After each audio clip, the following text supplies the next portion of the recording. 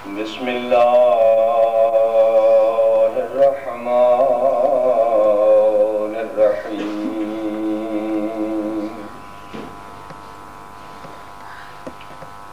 الحمد لله الذي نور قلوبنا بظلال الحسنين وشرفنا باتباع الثقلين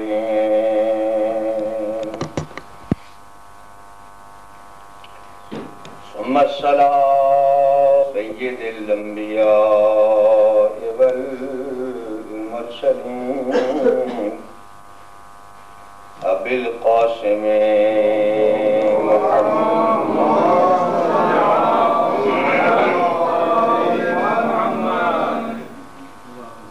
وعلى أهل بيته الطيبين الطاهرين المعصومين المنتجبين المظلومين الذين أذهب الله عنهم الرجس وطهرهم تطهيرا. اللهم صل على محمد وآل محمد. ثم رحمة الله على المؤمنين المخلصين المتقين. ثم لعنة الله على الظالمين الملعونين المنافقين. أما بعد فقد قال الله العلي العظيم في كتابه المبين وهو أصدق القائلين.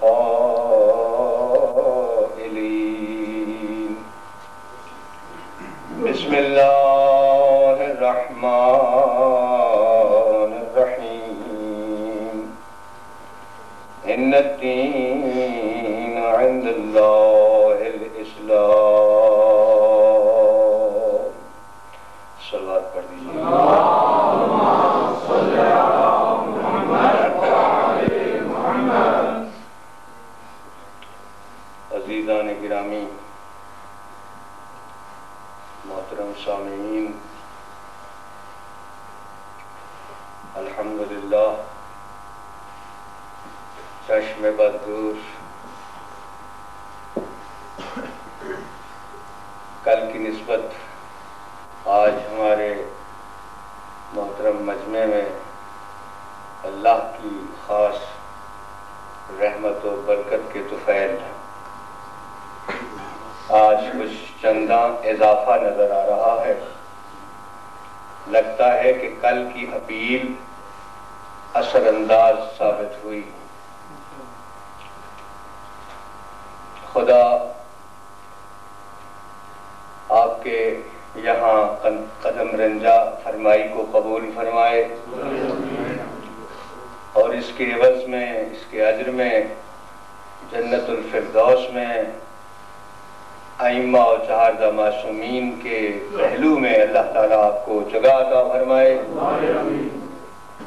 خاص طور پر یہاں جو میرے عقیدے کے مطابق معصومین کی ارواح موجود ہیں، خدا کرے کہ ان کی چشم رحمت بھی آپ پر ہو، اور توقع بھی یہی رکھتا ہوں کہ آپ بھی یہ احساس رکھیں کہ آپ یہاں کسی بزرگ محفل میں موجود ہیں، مقدس محفل میں موجود ہیں. یوں سمجھیے کہ جہاں خالق کائنات آپ کے سامنے حاضر و ناظر ہے، وہاں ہمارے معصوم ائمہ کی ارواح بھی آپ کو دیکھ رہی ہیں۔ توقع رکھتا ہوں کہ ان کی موجودگی کا احساس کرتے ہوئے اس محفل مقدس کے تقدس کو برقرار رکھیں گے۔ صلوات پڑھ دیجیے محبت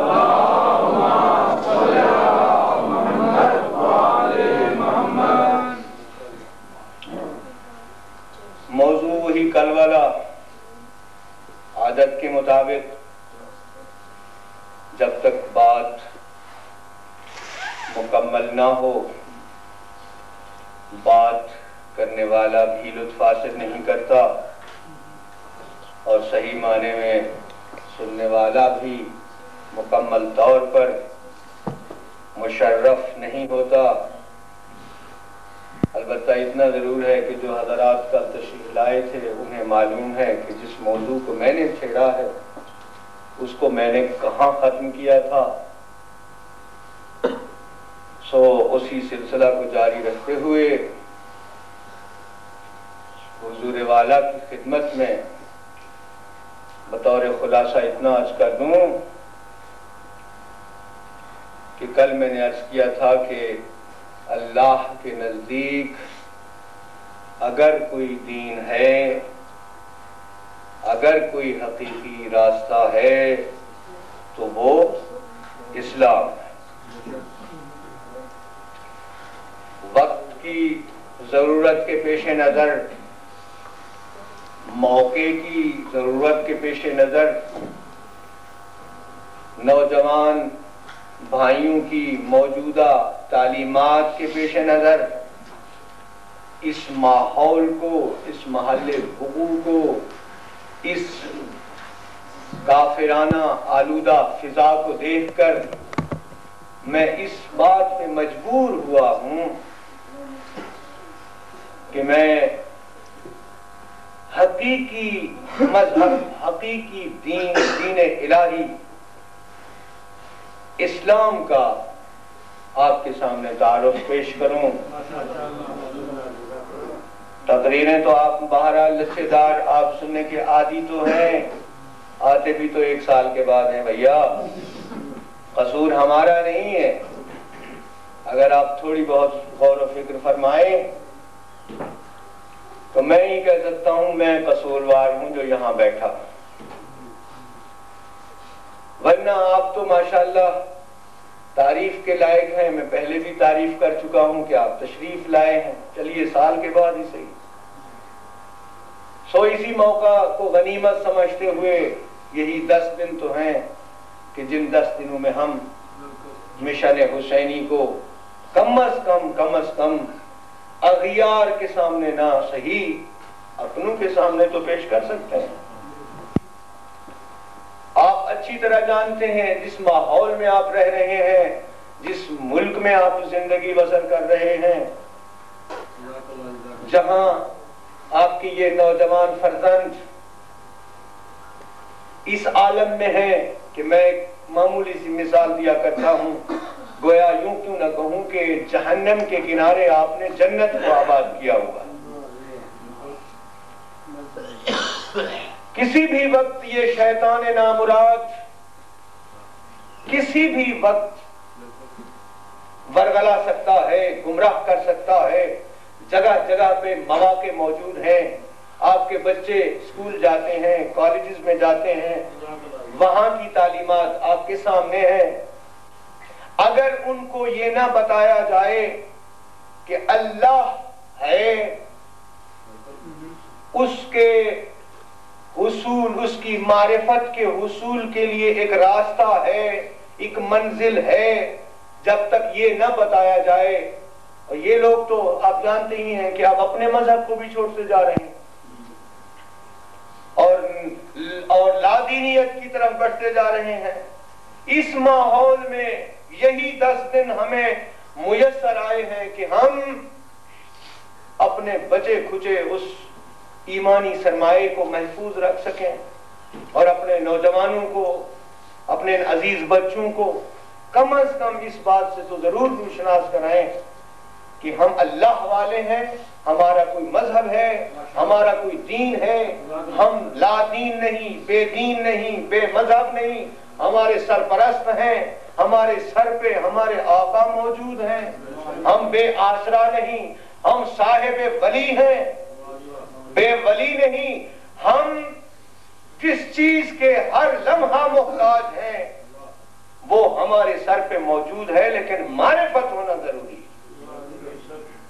ٹھیک ہے، میری یہ خشک باتیں ہیں، آپ کو اچھی نہیں لگیں گی، لیکن کل کی طرح میں پھر بھی عرض کروں گا کہ تھوڑا بہت کڑوا گھونٹ تو پینا ہوتا ہی ہے نا۔ تو بہرحال کل میں نے عرض کیا تھا کہ اللہ کے نزدیک کوئی حقیقی راستہ ہے، کوئی مذہب ہے، کوئی دین ہے تو وہ اسلام ہے، اور یہ ایک حقیقت ہے، اس کو جھٹلایا نہیں جا سکتا۔ عقل بھی انسان کو مجبور کرے گی کہ ہمیں کسی نے پیدا کیا، یعنی آپ اگر معمولی سی غور و فکر کریں، معمولی سی غور و فکر، تو آپ اس نتیجے پہ ضرور پہنچیں گے کہ کوئی بھی چیز از خود نہیں بنتی، معمولی سی چیز از خود نہیں بن جاتی۔ کوئی چیزیں ایسی ہیں جو آپ انسان بناتے ہیں، لیکن یہیں تک آپ محدود نہ رہ جائیے، کبھی اگر اپنے اوپر غور فرمائیں، اپنے اوپر ہی محض غور فرمائیں تو آپ کو خدا کی معرفت حاصل ہوگی، اس لیے کہ سرکار امیر المومنین نے ایک ہی جملے میں بات ختم کر دی،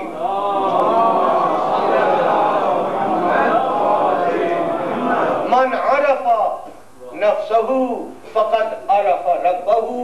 ہم اور کسی طرف نہیں جانا چاہتے، بس ان الفاظ میں توحید خداوندی کو امیر المومنین نے مختصر الفاظ میں بند کر کے فرمایا، جس نے اپنے آپ کو پہچان لیا گویا اس نے رب کو پہچان لیا۔ یوں سمجھیے کہ آپ اپنے ایک ایک بال پر بھی توجہ کریں تو خدا کی قسم توحید خدا آشکارا نظر آئے گی، کیونکہ امیر نے فرمایا کہ یہ انسان ایک مکمل عالم ہے، پوری کائنات، لیکن فقط شرط یہی ہے کہ تھوڑا سا آپ اپنے اوپر غور فرمائیں کہ آپ کی حیثیت کیا ہے، آپ کی ابتدا کیا ہے، آپ کی انتہا کیا ہے۔ معرفت خدا حاصل ہوگی، جب معرفت خدا حاصل ہوگی تو یقیناً وہ راستہ بھی آپ کے سامنے آ جائے گا جس راستے پہ چل کے آپ نے معرفت کو حاصل کیا، اور وہ راستہ کیا ہے؟ اسلام۔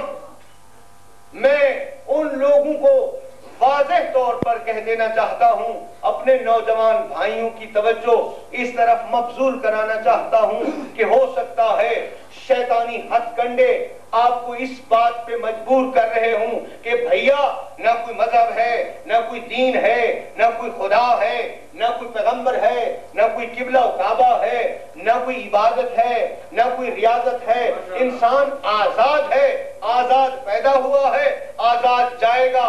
ہو سکتا ہے کہ ہمارے نوجوان اس پروپیگنڈے میں آ جائیں، میں ان کو دعوت فکر دے کے کہتا ہوں، ان لوگوں کو آپ برملا یہ جواب دے سکتے ہیں، او بندگان خدا، او بندگان خدا، آزاد تو کوئی ہے ہی نہیں اس دنیا میں۔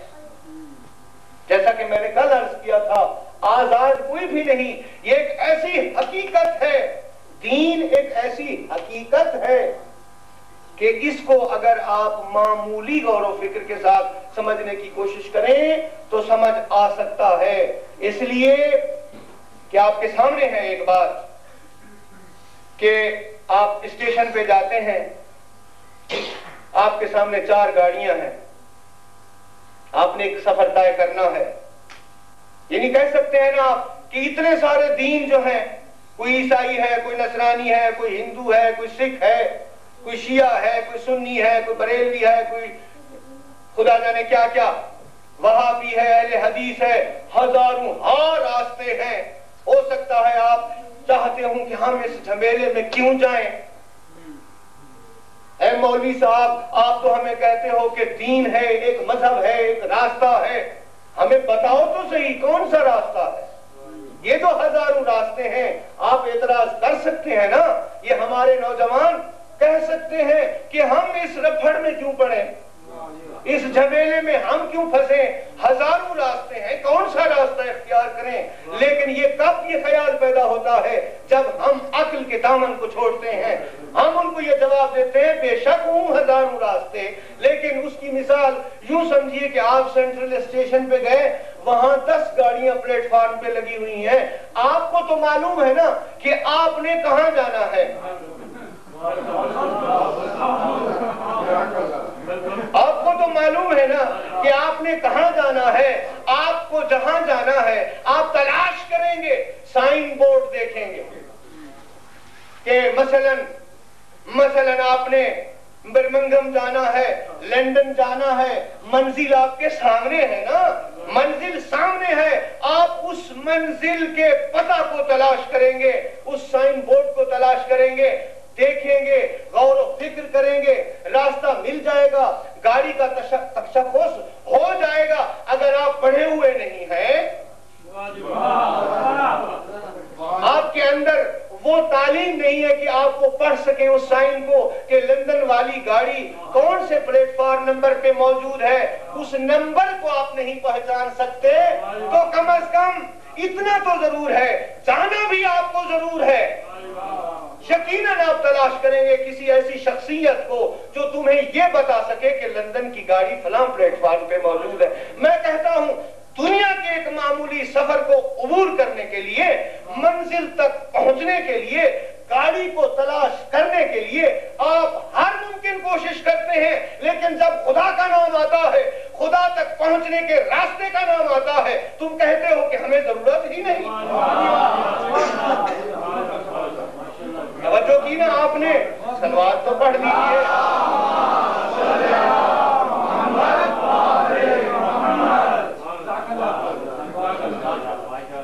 میں کہتا ہوں آج یونیورسٹیاں جو آپ کو تعلیم دے رہی ہیں کہ چاند میں کیا ہے، سورج میں کیا ہے، حتیٰ کہ اہرام مصر شاید آپ نہیں جانتے، قاہرہ میں کچھ مکانات، کچھ چیزیں ایسی بنی ہوئی ہیں جو ہزاروں سال پہلے بنائی گئی تھیں۔ آج کا بلڈر بھی حیران ہے کہ اتنے بڑے بڑے پتھر اتنی بلندی تک کس ذریعے سے لے جائے گئے ہوں گے۔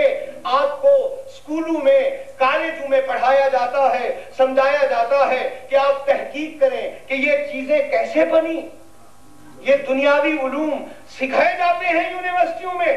میں کہتا ہوں یہ معمولی چیزیں، دنیا کی معمولی چیزیں آپ کو پڑھانے کے لیے آپ کو زور دیا جاتا ہے، لیکن یہ معمولی ہیں، یہ دنیا میں ہے، فنا ہو جانے والی ہیں، اور ایک کائنات ایسی ہے جو ابد تک ہے، ازل تک ہے، جہاں انسان نے جانا ہے، جو اصلی راستہ ہے، جس کے پہچاننے کے لیے کبھی کسی کے دل میں یہ خیال پیدا نہیں ہوا کہ یہ آسمان کیسے بنا، اس کا خالق کون ہے، یہ زمین کیسے بنی، اس کا خالق کون ہے۔ یہ انسان جو آج اکڑ کے چلتا ہے، اپنے علم پہ ناز کرتا ہے، کبھی اس نے یہ غور کیا ہے کہ مجھے کس نے پیدا کیا ہے۔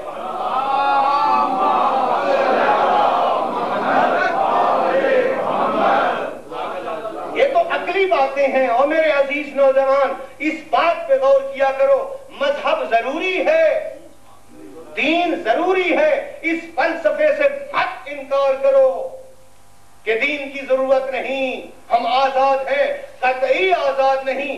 آزاد ہوتے تو پھر اپنا علاج خود کر لیتے، چاہتے تو اپنی صورت کو خود سنوار سکتے، چاہتے تو قد لمبا کر سکتے، چاہتے تو پیٹ چھوٹا کر سکتے، چاہتے تو جوان رہتے، بوڑھے نہ ہوتے۔ آزادی کہاں ہے؟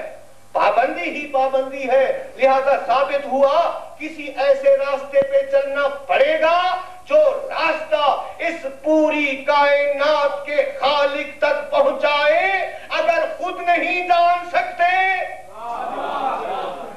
اگر خود نہیں جان سکتے، خود نہیں پڑھ سکتے، اس راستے کو دکھانے والوں کو تلاش کرو، اور خود نہ تلاش کرو بلکہ اسی خالق سے پوچھو، او خالق کے کون و مکان، ہم تو لاشیں ہیں، ہمارے اندر محض ایک معمولی عقل ہے، وہ بھی ذرائع کی محتاج، اور ایک مقام ایسا آتا ہے جہاں عقل بھی کام چھوڑ دیتی ہے. او خالق تو نے اپنا راستہ بتایا ہے, اس بات پہ زور دیا ہے کہ مجھ تک پہنچنے کے لیے ایک راستہ ہے, ایک مذہب ہے, ایک دین ہے, ہم تجھ تک پہنچنا چاہتے ہیں. او خالق کون و مکان, اگر تم نے اپنے تک پہنچنے کے لیے اگر کوئی انتظام نہیں کیا, اگر انتظام نہیں کیا تو یہ بات تیری عبث ہے, فضول ہے, اس کا کوئی تعلق نہیں. فوراً برملا خالق قرآن مقدس کی زبان میں ارشاد فرماتا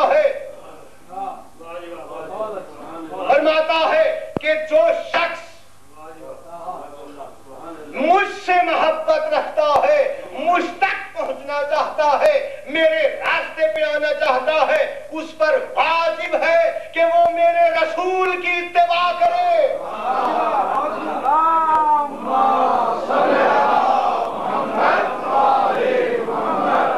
پھر مجھے وہی بات دہرانا پڑے گی کہ وہ رسول کہاں ہے. 1400 برس ہوئے, ہم مسلمانوں میں سے بعض کہتے ہیں کہ وہ تو خاک ہو گئے, ان کا تو کوئی وجود نہیں. اب وہ کہاں؟ اب بھی ہم کہہ سکتے ہیں بار الہ, اپنے تک پہنچنے کے لیے تم نے یہ حکم دیا کہ مجھ تک پہنچنے کے لیے میرے رسول کی اتباع کرو.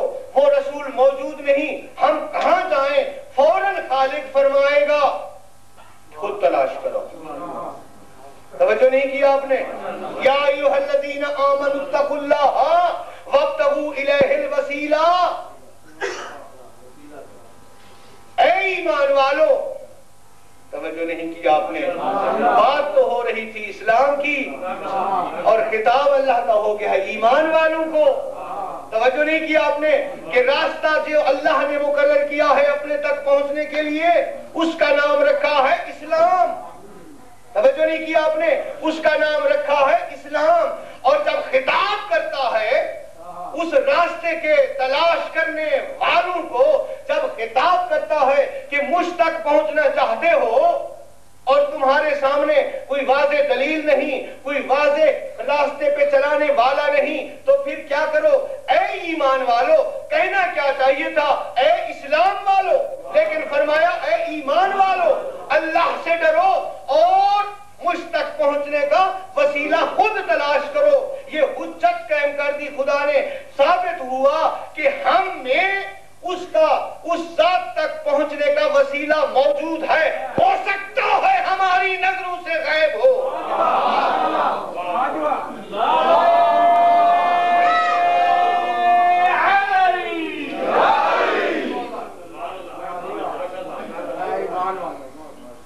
بات سے بات نکلتی ہے. خطاب کس کو ہو رہا ہے؟ ایمان والوں کو. چلنے والے ہیں اسلام والے, راستے کا نام اسلام ہے. اب ظاہر ہے جو اسلامی راستہ تلاش کرے اسے ہم کیا کہیں گے؟ مسلم. تو خطاب کیا ہونا چاہیے تھا؟ او مسلمانوں, لیکن یہاں خطاب ہو رہا ہے اے مومنوں. ثابت ہوا کہ اسلام کا راستہ محض لا الہ الا اللہ محمد الرسول اللہ کہنے سے مل جاتا ہے. منزل کا پتہ لگتا ہے, راستے کا نشان ملتا ہے, لیکن جب کما حق ہو اس راستے پہ انسان آ جاتا ہے اور منزل سامنے ہوتی ہے, میں یوں کیوں نہ کہوں جب وسیلہ مل جاتا ہے تو پھر اب اس راستے کا نام اسلام سے ہٹ کر کیا ہو جاتا ہے؟ اس کا نام ایمان. میں اپنی طرف سے نہیں کہہ رہا, بلکہ پیغمبر سے پوچھیں گے او پیغمبر گرامی, یہ اسلام و ایمان میں فرق کیا ہے؟ تو پیغمبر کی طرف سے یہ جواب ملے گا. تھک تو نہیں گئے؟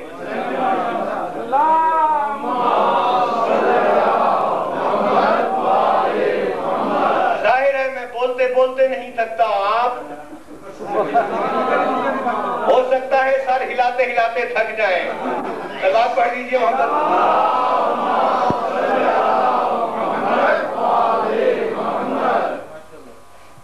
عربی زبان کا ایک کلیہ ہے تعرف الاشیاء بازدادها نکلتی ہے، مجبور ہوں اسلام و ایمان میں فرق رکھنے کے لیے۔ ظاہر ہے فرق ہے، ایمان اسلام، اسلام کا مادہ ہے سلم، اس کا معنی ہے سلامتی، ایمان کا مادہ ہے امن، اس کا معنی ہے امن۔ امن اور سلامتی دو چیزیں ہیں اور ان میں فرق بھی ہے۔ یہ فرق قرآن میں موجود ہے۔ کیوں؟ اس لیے کہ کچھ بدو عرب کے جنگلوں میں بسنے والے عرب جب پیغمبر کے پاس آتے تھے، عرض کرتے تھے یا رسول اللہ ہم اسلام لائے ہیں، ہم ایمان لائے ہیں، فوراً جواب ملتا تھا اے پیغمبر ان سے کہہ دو یہ تو کہہ سکتے ہیں کہ ہم اسلام لائے، لیکن ابھی اس بات کے کہنے کے حق نہیں رکھتے کہ ہم ایمان لائے۔ ثابت ہوا کہ اسلام اور ایمان میں زمین آسمان کا فرق ہے۔ اسلام اور ایمان میں فرق جو موجود ہے وہ میں اس شکل میں آپ سے بیان کروں کہ اس کی ہم کچھ ضدیں سامنے رکھتے ہیں۔ جب اس کی ضدیں سامنے ہوں گی تو چیز کی حقیقت پہچانی جائے گی۔ شاید یہ بات آپ پہلے بھی سن چکے ہوں، لیکن تازگی ایمان کے لیے تعرف الاشیاء بازدادہا، چیزیں اپنی ضدوں کے ساتھ پہچانی جاتی ہیں۔ گھبرا کیوں گئے ہیں؟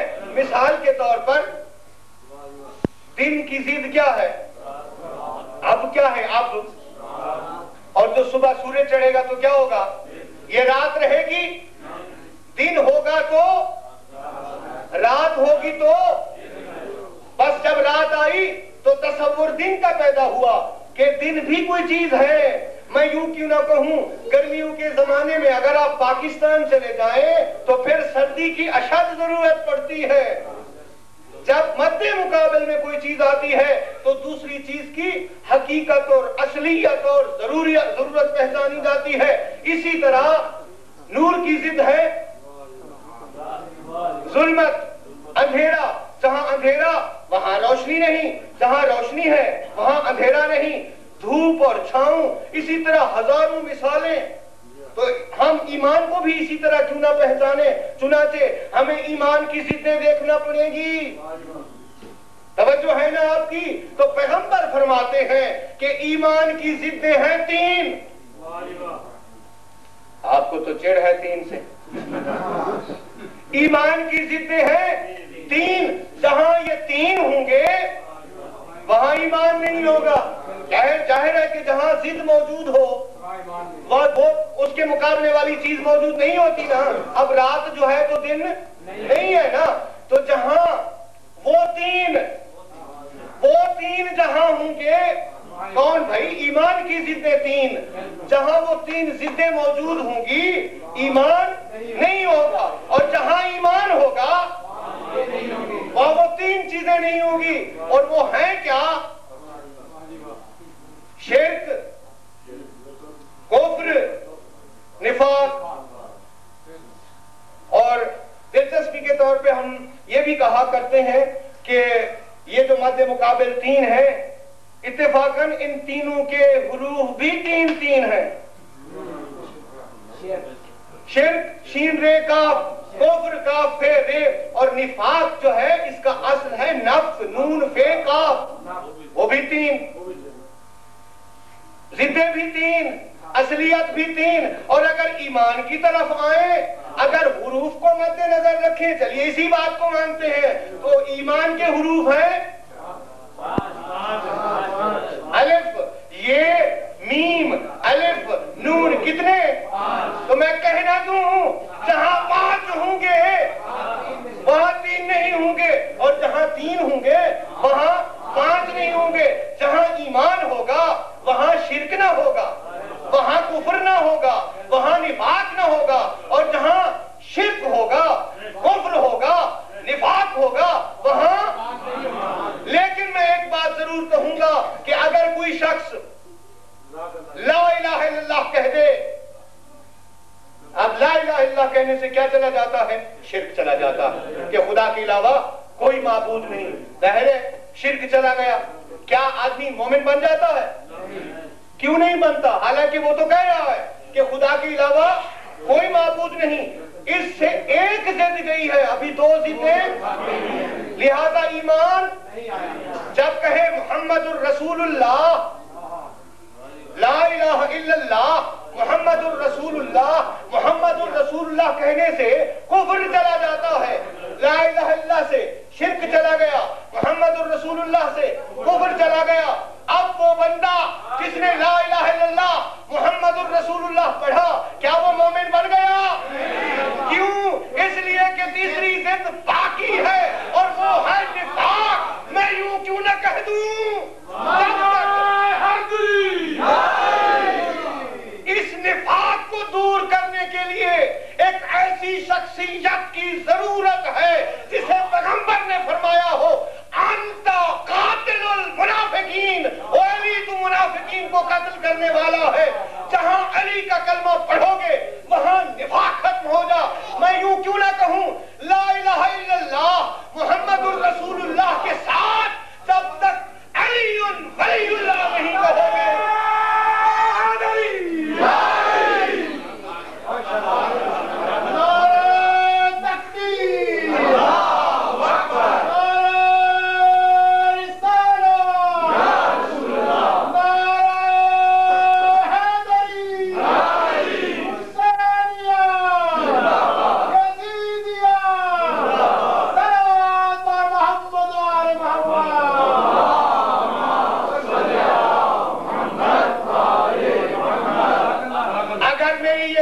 سمجھ نہ آئی ہوں تو ایک منزل اور آگے بڑھتے ہیں۔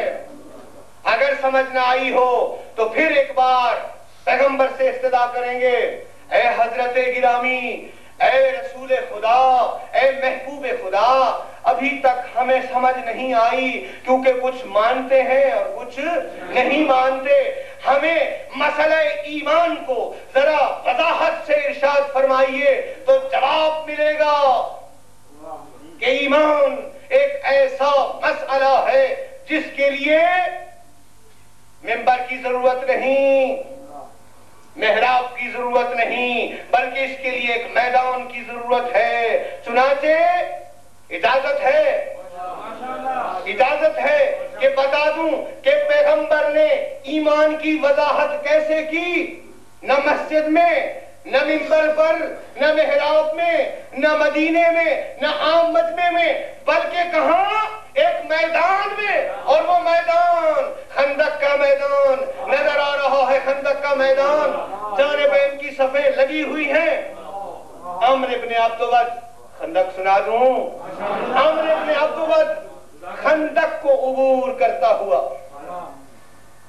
یہ بہادر، عرب بہادر ہزاروں سے مقابلہ کیا کرتا تھا، ہزاروں سے مقابلہ کرتا تھا اور اسے بہت بڑا ناز تھا۔ عرب اس کا نام لے کر کانپتے تھے۔ یہ ظالم، یہ کافر خندق کو عبور کر کے، خندق کیا تھی؟ مسلمان سب کے سب، تمام مسلمان مدینے کے اندر گھر چکے تھے۔ مدینے کے باہر پیغمبر کے حکم سے کھندق کھودی گئی تاکہ کفار مدینے پہ حملہ نہ کر سکیں۔ اب اس ایریے میں تمام مسلمان موجود تھے اور ایک واحد کافر اتنی جرأت کر کے، حالانکہ خندق پیغمبر نے اپنی نگرانی میں کھدوائی تھی،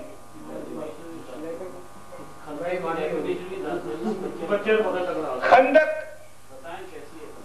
عرض کرتا ہوں کہ پیغمبر نے شہر کے باہر، اب سے کیا کہتے ہیں آپ ہی بتا دیں کہ خندق کو انگلش میں کیا کہتے ہیں؟ بہرحال وہ اس لیے کھدوائی کہ کوئی دشمن براہ راست ڈائریکٹ حملہ نہ کر سکے اور اس کو عبور نہ کر سکے۔ پیغمبر نے اپنی نگرانی میں صحابہ کبار کی نظر میں خندق کھدوائی کہ کوئی بھی طاقتور سے طاقتور جوان کسی بھی وقت اس کو عبور کر کے حملہ نہ کر سکے۔ اب شاید ہو سکتا ہے کہ پیغمبر حالت نماز میں ہوں اور کوئی بھی شخص ایسا ہو سکتا ہے کہ اس خندق کے کھودنے میں اس نے خیانت کی ہو، اور عین ممکن ہے، ورنہ اس کافر کو کیا ضرورت تھی کہ اس خندق کو عبور کر سکتا، اس نے موقع پا کر خندق کو عبور کر کے اس منزل پہ آیا جہاں پیغمبر کا خیمہ نصب تھا۔ توجہ ہے نا آپ کی؟ اس نے للکار کے کہا، اب وہ جانتا تو تھا ظالم، اسے پتا تو تھا کہ پیغمبر کے ساتھ جو بہادر موجود ہیں ان کے اندر طاقت اور قوت کتنی ہے۔ اسے اندازہ تھا کہ جب عامر ابن عبد کا نام آتا ہے تو پھر بڑے بڑے جوان بھی کانپ جاتے ہیں۔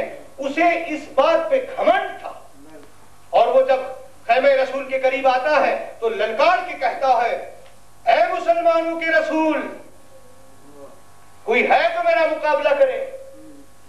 خدا کی قسم تاریخ میں ہے، تاریخ اسے جھٹلا نہیں سکتی، پوری تاریخ اسلام کو آپ اٹھائیں، جب اس نے للکارا، مورخ لکھتے ہیں ایک جملے میں مسلمانوں کی کیفیت کو، کأنہم علی رؤوسہم الطیر، اس طرح خاموش تھے جیسے ان کے سروں پہ پرندے بیٹھ چکے ہیں۔ اب پرندہ بیٹھا ہو اگر سر ہلائیں تو اڑ جائے گا، ایسے ساکت اور جامد ہو گئے کہ اگر آواز نکالی تو بس گئے۔ جب اس نے دیکھا کہ کوئی جواب نہیں ملا، اس نے دوسری بار زور سے، بلند آواز سے چیخ کر کہا، للکار کر کہا، او مسلمانوں کے رسول، تمہارا یہ دعویٰ ہے، تمہاری یہ تبلیغ ہے کہ جو میدان میں جائے دشمن کو زیر کرے، اسے قتل کرے تو غازی کہلائے، اور غازی بھی جنتی، اور جو مقابلے میں جا کر شہید ہو جائے اور سیدھا جنت میں، وہ بھی جنتی۔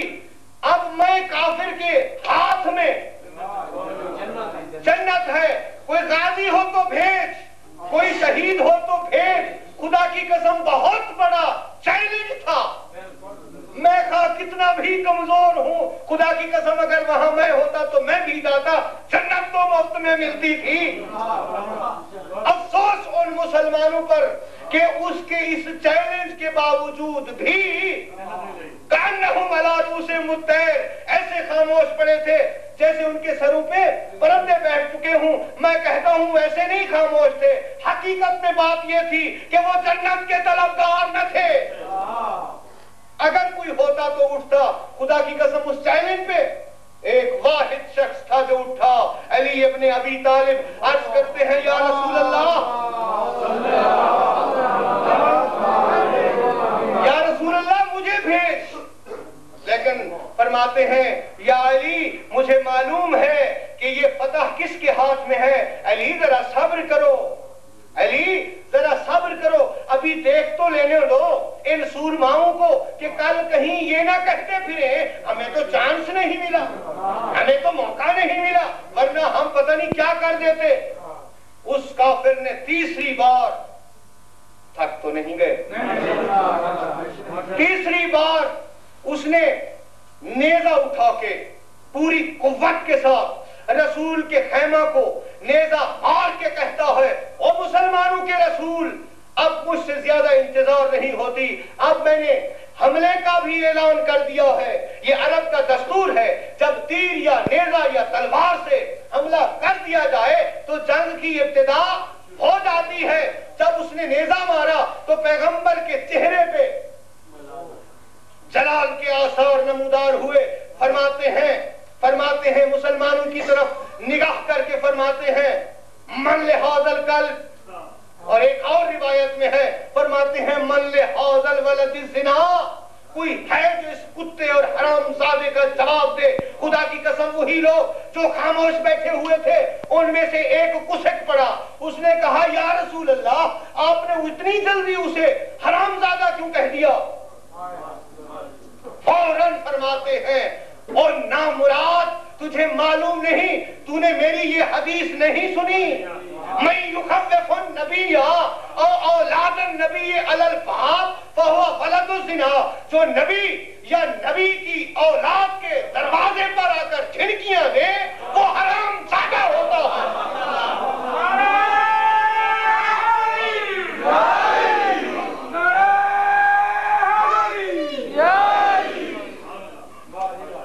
اس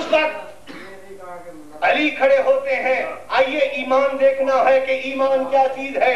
علی کھڑے ہوتے ہیں, پیغمبر نے سینے سے لگایا, بنایا, سنوارا, ذوالفقار ہاتھ میں دی, علی کو رخصت کیا, علی چلنے لگے, پیغمبر کے ہاتھ اٹھے, پیغمبر کے ہاتھ اٹھے, کیونکہ معلوم تھا کہ وہ ہزاروں سے مقابلہ کرنے والا ہے اور یہ معمولی جوان, جاؤ کھانے والا جوان. علی چلنے لگے, پیغمبر کے ہاتھ اٹھے, عرض کرتے ہیں اللہم اللہم اخذت عبیدۃ یوم بدر واخذت حمزۃ یوم احد ولم یبق الا علی. او پالنے والے, اب میرے سامنے یہ بات ظاہر ہے, او پالنے والے, تو نے عبیدہ کو تو بدر کے دن لے لیا, حمزہ کو تو نے احد کے دن لے لیا, اب سوائے علی کے اور میرے پاس کوئی نہیں. وانت خیر الوارثین, او پالنے والے تو بہترین وارث ہے. علی چلے, اب جس کے پیچھے محمد کی دعا ہو, علی چلے, پیغمبر کی زبان ہلتی ہے, فرماتے ہیں یا علی, یا علی لا تخف, ملک الموت امامک وجبریل یمینک ومیکائیل شمالک خلفک دعائی فوقک رحمت والفتح فی رجلیک. یا علی خوف نہ کرنا, ملک الموت تیرے آگے آگے, جبریل تیری دائیں جانب, میکائیل تیری بائیں جانب, پیچھے میں محمد کی دعا, اور رحمت باری تیرے سر پہ جلوہ فگن, اور فتح تو تیرے قدم چوم رہی ہے. خدا کی قسم علی کا یہ سننا تھا. میں کہتا ہوں شجاع کو فقط داد شجاعت چاہیے. علی کا یہ سننا تھا, غضب اللہ کا مظہر مبین بن کر جب اللہ کا شیر گرجتا ہوا میدان میں نکلا, کائنات میں ہلچل مچ گئی, انبیاء خوشی سے پھولے نہ سمائے.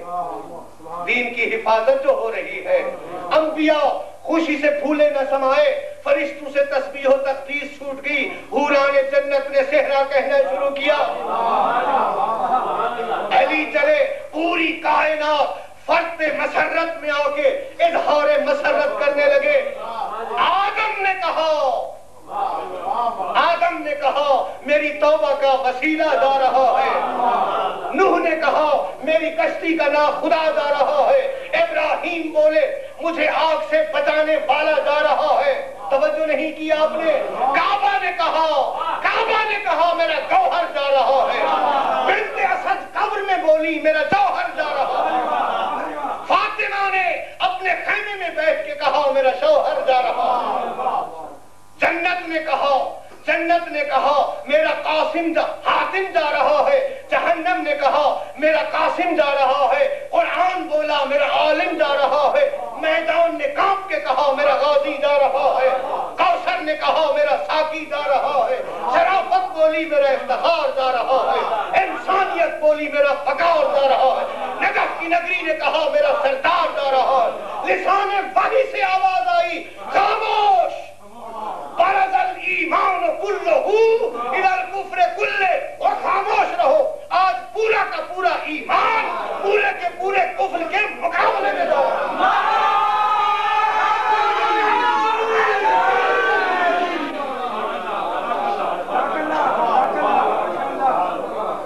اب بھی اگر ایمان کی پہچان نہیں ہوئی تو تیرا قصور نہیں, تیری ماں کا قصور ہے. سلوات پڑھ دیجیے.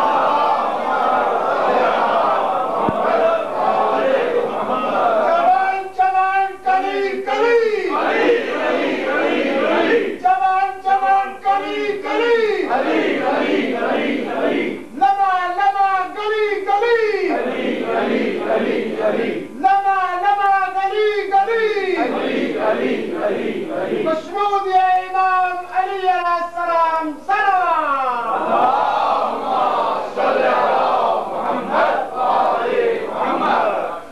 عزیزان گرامی, جب اسلام و ایمان کی پہچان ہو جائے تو یقیناً ہم اس بات کا احساس کریں گے کہ یہ جو حقیقی ایمانی چہرے ہیں ان کی سیرت کو ضرور دیکھنا پڑے گا.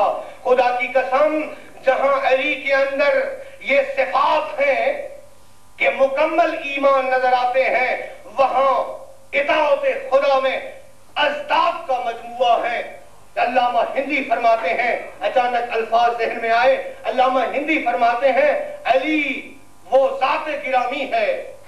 توجہ ہے نا آپ کی؟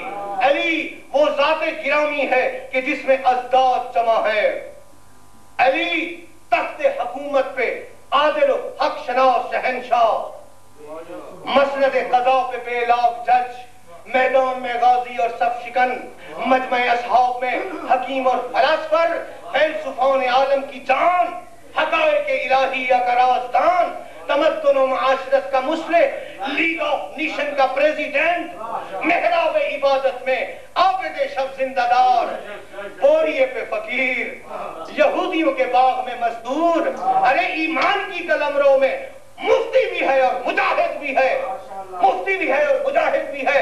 یوں تو ہر فکرہ قابل تشریح ہے, لیکن یہ جو آخری فکرہ ہے کہ علی ایمان کی قلمرو میں مفتی بھی ہے, مجاہد بھی ہے, ایک ہی وقت میں فتویٰ بھی دے, ایک ہی وقت میں جہاد بھی کرے, ایک ہی وقت میں غصہ بھی آئے, غصہ ٹھنڈا بھی ہو جائے, جہاد بھی کرے, کافر کو قتل بھی کرے.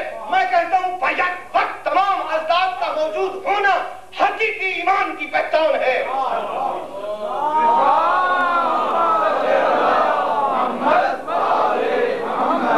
یہی واقعہ دلیل پیش کروں گا اس بات پہ, جب عمرو ابن عبد ود کو گرایا, اس کے سینے پہ سوار ہوئے, گرد اٹھی, لوگوں کی نظریں میدان کی طرف سے تھیں کہ ابھی فیصلہ ہونے والا ہے.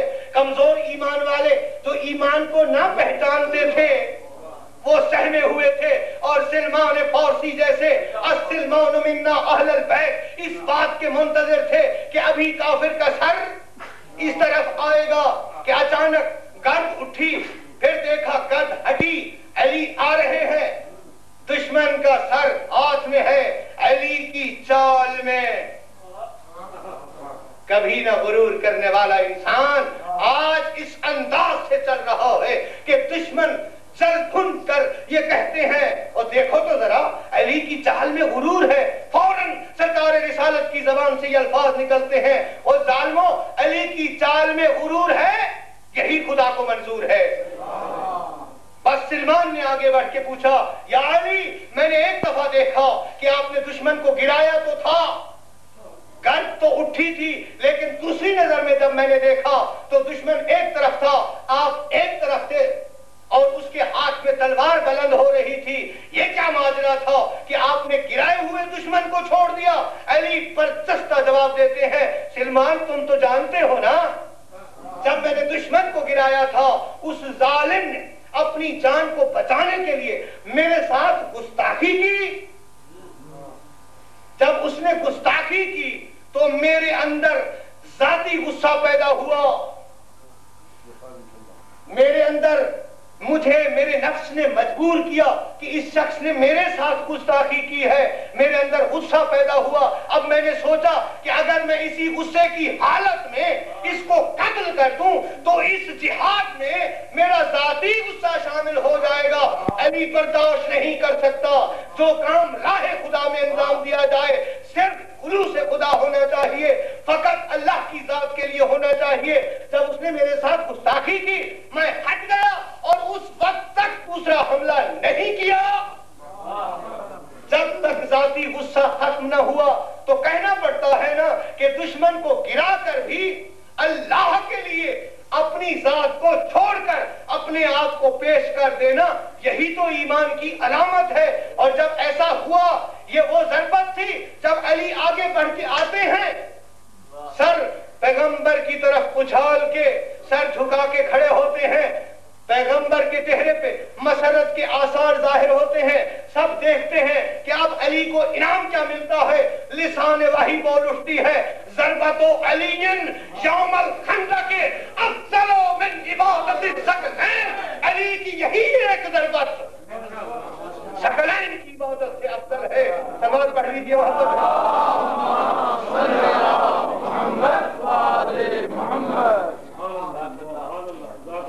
اور یقیناً ایسا ہوا.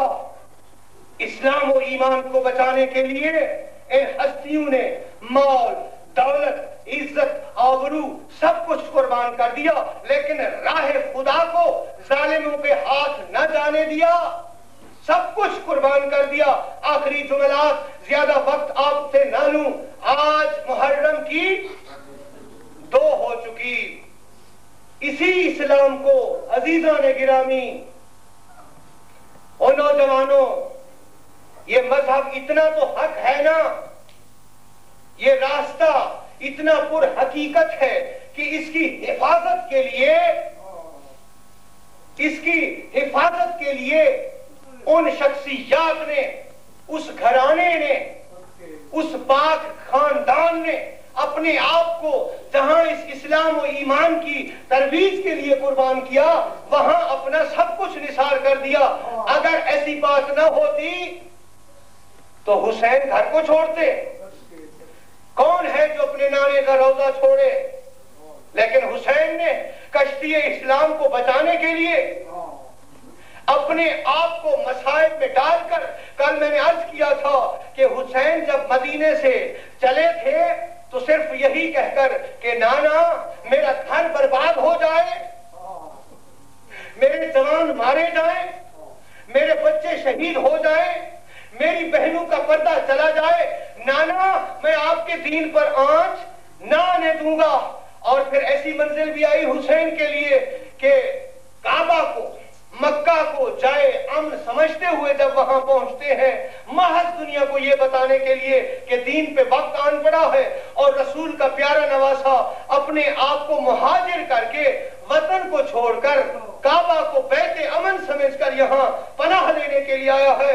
خدا کی قسم کعبہ جائے امن تھا، جائے پناہ تھا، لیکن اسلام پہ ایسا وقت آیا کہ حسین جیسی شخصیت بھی کعبے میں امن کو نہ دیکھ سکی، اور یزیدی غنڈوں سے بچتے ہوئے حسین نے اپنے حج کے احراموں کو توڑ کر ایک ایسے راستے کا انتخاب کیا کہ اس راستے پہ چلنا سوائے مصیبت اور موت کے کچھ نہ تھا، کیونکہ ایک ایسی منزل بھی آئی کہ حسین یہ فرماتے ہیں، اپنے آپ سے باتیں کر رہے ہیں، اِنَّا لِلَّهِ وَإِنَّا إِلَيْهِ رَاجِعُونَ۔ جوان بیٹا علی اکبر جو قریب بات کے پہلو میں بیٹھا ہے، قریب ہو کے پوچھتا ہے، بابا جان آپ نے یہ جملہ کیوں ادا کیا جبکہ یہ بہت بڑی مصیبت کے موقع پہ کہا جاتا ہے؟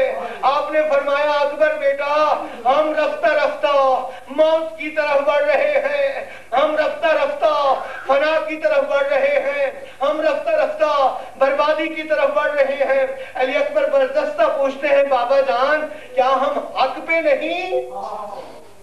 آپ فرماتے ہیں حق پر ہے، اسی لیے تو موت کو قبول کر کے جا رہے ہیں۔ عزادارو آج 2 محرم ہے، روایات میں ہے آج حسین کی سواری کربلا کی میدان میں جب آتی ہے، حسین باغیں کھینچتے ہیں، بار بار کوشش کرتے ہیں کہ حسین کی سواری آگے بڑھے، لیکن حیوان ہے، پتہ نہیں، معلوم نہیں کہ کون سی طاقت اس کو روک رہی ہے۔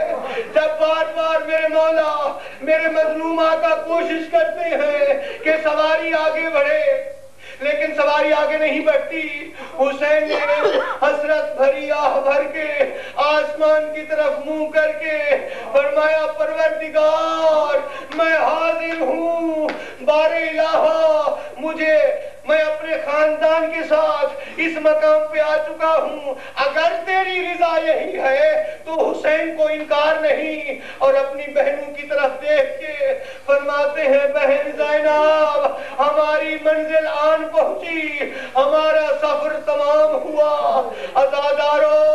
عزادارو واقعہ کربلا طولانی ہے، یہ غم ہمیشہ کا ہے۔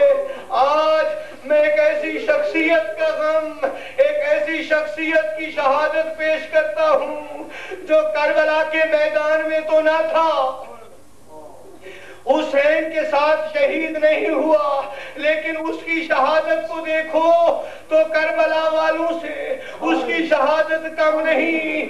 ایک منزل تھی کربلا سے پہلے، حسین مجمع اصحاب میں بیٹھے ہوئے ہیں کہ آپ منتظر ہیں، کوفہ کی طرف آپ کا رخ ہے کہ اچانک حسین کی گردن جھک جاتی ہے، رو کے فرماتے ہیں عباس بھیا، عباس بھیا، انا للہ و انا الیہ راجعون۔ عباس آگے بڑھتے ہیں، عرض کرتے ہیں میرے آقا کیا ہوا؟ فوراً فرماتے ہیں عباس ذرا میری ان دو انگلیوں کے درمیان سے تو دیکھو۔ جب عباس دیکھتے ہیں، عباس پیچھے ہٹ کے تلوار کو نیام سے کھینچتے ہوئے اللہ اکبر کرتے ہوئے کوفہ کی طرف دوڑنے کی کوشش کرتے ہیں۔ حسین عباس کو روکتے ہیں، فرماتے ہیں عباس جوش کا وقت نہیں، اس وقت مسلم ابن عقیل اپنی منزل کو پہنچنے والا ہے، ادھر مسلم ہے، کوفہ کی گلی ہے، توبہ بڑھیا کا مکان ہے، یہ سید بیکس 3 دن تک بھوکا پیاسا، تیسرے دن سے مقید ایک مکان میں، یہ ایک بڑھیا کے مکان سے باہر آتا ہے، فوج اشکیا ہے، ہزاروں کی تعداد ہے، ایک فرد واحد ہے۔ اب میں حیران ہوں مسلم ابن عقیل پر کہ تنہا ہو کر اکیلا رہ کر بھی شجاعت کے وہ جوہر دکھا رہا ہے کہ تاریخ حیران ہے۔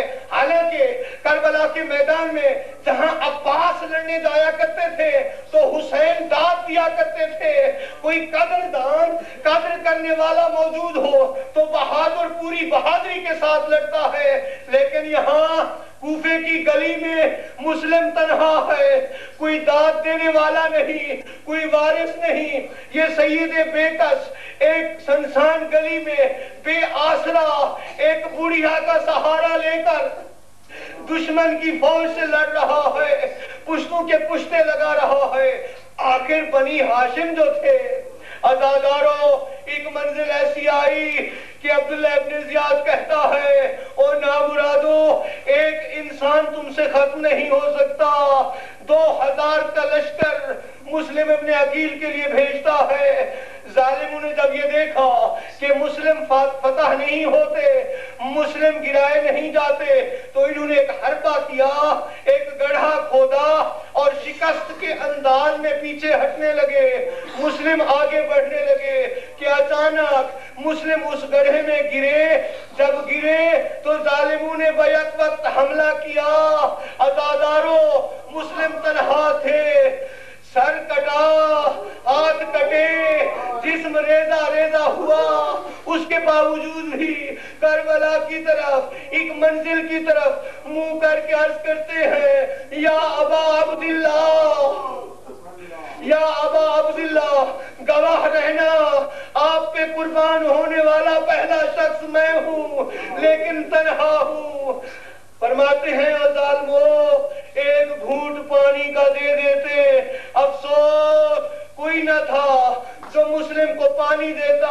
میں کہتا ہوں کربلا کے میدان میں بھی تو پیاسے تھے، مسلم بھی تو پیاسے تھے، اب مسلم اور کربلا کے شہداء میں کوئی فرق باقی نہیں رہتا۔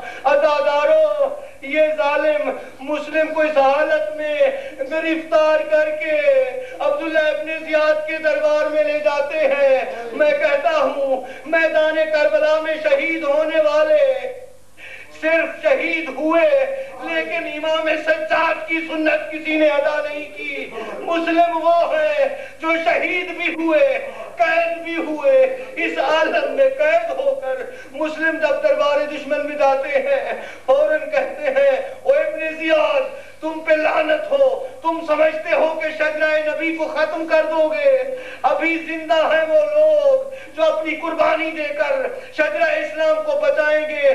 وہ ظالم کہتا ہے، میں کہتا ہوں جب مسلم نے پانی ایک مرتبہ پانی مانگا، چونکہ پانی سامنے موجود تھا، مسلم نے حسرت کی کہ پانی مل جائے، پانی ملا، لیکن چونکہ شہدائے کربلا سے شمار تھا، جب پانی کا کاسا منہ پہ لے جاتے ہیں تو فوراً 2 دانت جو پہلے سے ٹوٹ چکے تھے پانی میں گرتے ہیں، پانی خون آلود ہو جاتا ہے، مسلم پانی کو چھوڑ دیتے ہیں۔ عزاداروں، خوش نصیب ہے مسلم کہ پانی کا گھونٹ تو مل گیا لیکن نصیب نہ ہوا۔ عزاداروں، مسلم اس حالت میں ختم ہو جاتے، لیکن ظالم حکم دیتے ہیں کہ مسلم کو دارالامارہ کی چھت پہ لے جایا جائے۔ عزادارو، مسلم کو چھت پہ لے جایا گیا اور اس حال میں مسلم کو قتل کیا گیا کہ لاش سڑک پر گری، راستے پہ گری، ظالموں نے اٹھایا، ہو سکتا ہے دفن کر دے، لیکن عزادارو نہیں۔ جب وہ راوی پہنچتا ہے حسین کے پاس، حسین پوچھتے ہیں کوفہ میں کیا دیکھا تھا، تو وہ کہتا ہے 2 لاشیں تھیں، میں نے آنکھوں سے دیکھی جنہیں سڑکوں پہ گھسیٹا جا رہا تھا، ایک مسلم تھے، ایک ہانی ابن عروہ تھے۔ عزادارو، یہ کلمات سننا تھے۔ حسین خیمے میں آتے ہیں، آ کے اپنی بہن سے فرماتے ہیں بہن زینب، مسلم کی یتیم بچیاں کہاں ہیں؟ عزادارو، عید الاضحیٰ کی رات تھی، اب چھوٹی چھوٹی بچیاں اس آس میں تھیں کہ چچا ہمیں کوئی تحفہ دیں گے۔ عزادارو، حسین نے یتیم بھتیجیوں کو بلایا، فرماتے ہیں بہن زینب گوشوارے لائے جائیں۔ گوشوارے جب حسین کے ہاتھ پہ آتے ہیں، حسین نے مسلم کی یتیم کو زانو پہ بٹھا کے وہ تحفہ پیش کیا کہ بچی چیخ اٹھی، عرض کی چچا جان، یہ تو اس موقع پہ دیے جاتے ہیں جب کوئی بچہ یتیم ہوتا ہے، ہمیں یقین ہو چکا ہے کہ ہم یتیم ہو گئے۔